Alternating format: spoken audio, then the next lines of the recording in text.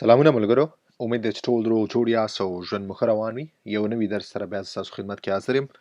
امید ده چې تیر شوي ټول درسونه تاسو کتلي او څه ناڅه مو ترې زده کړي. هر وخت کې چې ستاسو هر څه سوالي تاسو ماله په زما د یوټیوب چینل په کامنټ برخه کې تاسو لیکلی شئ او زه هغې په باره کې به ستاسو دپاره ویډیو جوړه کړم او د هغې جواب به درکړم. ښه، نننی 42م درس دی او دا هم د پاسې کمپوزې په باره کې دی، یعنې فعل ماضي په باره کې دی.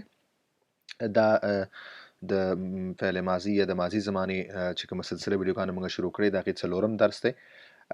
نن چې کوم دی troisième groupe de verbe په باره کې به خبره کوو، یعنې دریم ګروپ افعال. دریم ګروپ افعال به تاسو څنګه په پاسې کمپوزې کې به څنګه په جمله کې استعمالوئ. ملګرو، څنګه چې تاسو پوهیږئ په présent په موجوده زمانه کې هم دا درې ګروپونه د افعالو چې کوم دي په دې کې مې ویډیوګانې جوړې کړې وي، خبرې مې کړې وي. تاسو به اوس په دغه درې وړو ګروپونو چې د افعالو دي په هغې به تاسو صحیح پوهیږئ. هر کله چې زه دریم یا دویم یا اول ګروپ افعال وایم نو تاسو به پوهیږئ. صحیح دی؟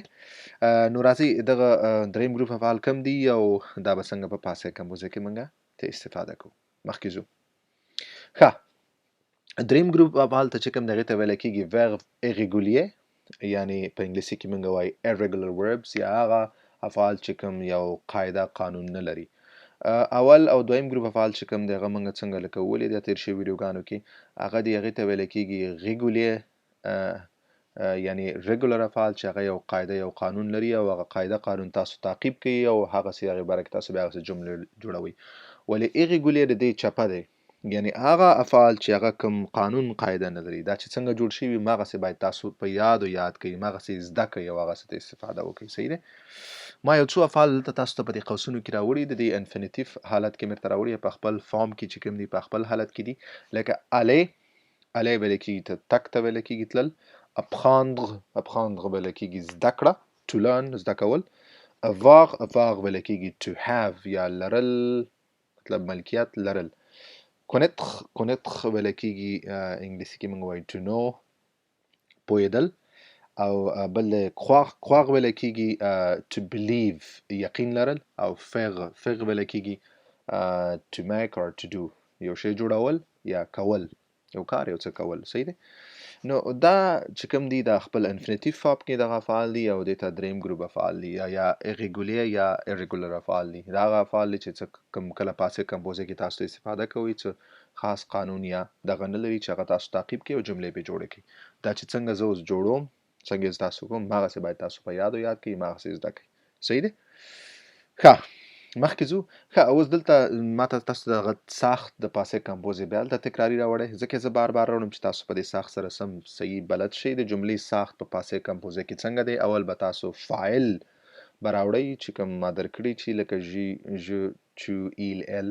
صحیح دی؟ هغې نه بعد به تاسو راوړئ کومکي افعال être یا avoir به راوړئ. هغه être یا avoir چې کوم دی هغه به تاسو د مرکزی فعل مطابق راوړئ. بعضو فعلونو سره موږ être استعمالوو، بعضو سره موږ avoir استعمالوو، او هغې نه بعد به تاسو راوړئ participe passé یا مرکزی چې کوم موږ سره فعل یا به راوړئ participe passé. صحیح دی؟ نو دا دی د جملې ساخت په پاسې کمپوزې کې. ښه، ساخت نه بعد ځو مخکې.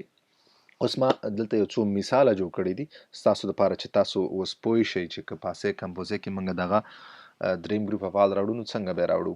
ښه، اولنی موږ سره دی aller خپل انفینیټیف اصلي حالت کې دی، فارم کې دی. نو دا چې کله تاسو پاسې کمپوزې کې استعمالوئ نو موږ به وایو je suis allé. دلته موږ être د aller سره موږ پاسې کمپوزې کې کومکي فعل چې کوم دی هغه être نه استفاده کوو. suis مې راوړی je suis allé. صحیح دی؟ لکه تاسو وګوره aller ته وګورئ موږ ته هغه اغ هم دې ختم کړی دی، یا ایم راوړی او اکسن ایګو هم ورسره راوړی دی. صحیح دی؟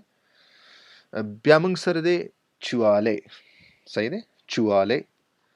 دریم موږ سره دی بیا il est allé.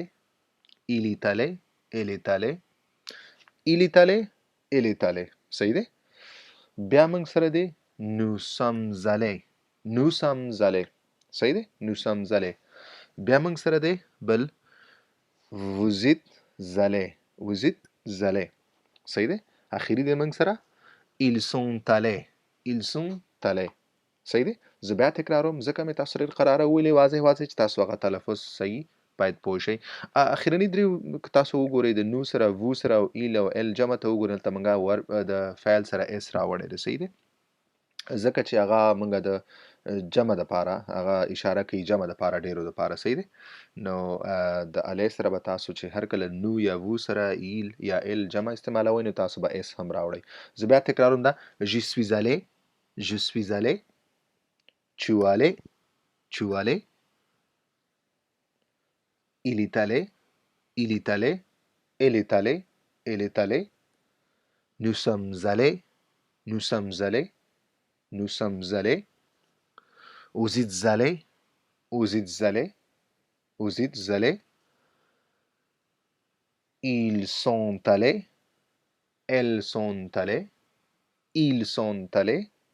elles sont allées صحیح شو دا و آله صحیح دی اوس مخکې ځو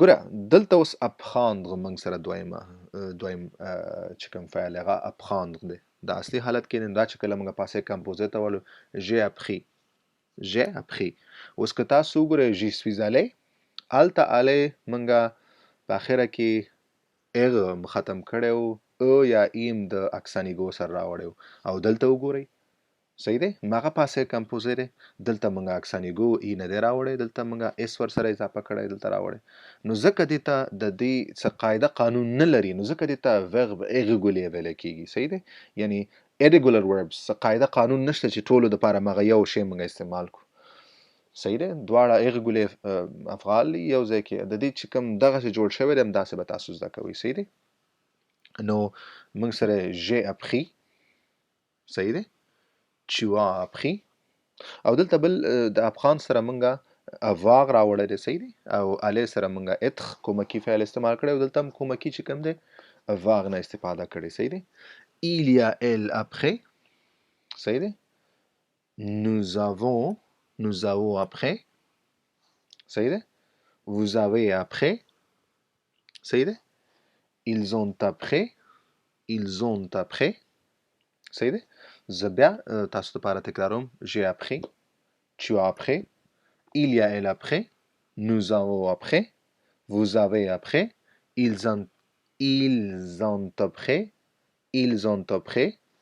صحیح دی elles ont après صحیح دی نو دا apprendre صحیح دی دریم ته ځو بل مثال ته connaître منګل ته راوړی اوس که تاسو وګورئ دا د après نه هم هلته مس راوړی دلته هم صرف یو ور سره اخره کې راوړل هغه نه مختلف دی نو ځکه دې ته ویل کېږي verb irregular یا هغه افعال چې کوم څه قاعده قانون رول نه لري چې هغه تاسو تعقیب کوي او هغه تاسو بیا په دې پاسې کمپوزه کې ته استفاده وکړئ صحیح دی نو اولنی مثال j'ai connu tu as connu il y a elle a connu nous avons connu vous avez connu il y a elles ont connu صحیح دی زه بیا تکرارم connaître j'ai connu tu as connu il y a elle a connu nous avons connu vous avez connu il y a elles ont connu صحیح دی نو ملګرو دا اوس منګه نننی درس امید چې تاسو پوه شوي دغه دریم ګروپ افعال چې کوم ته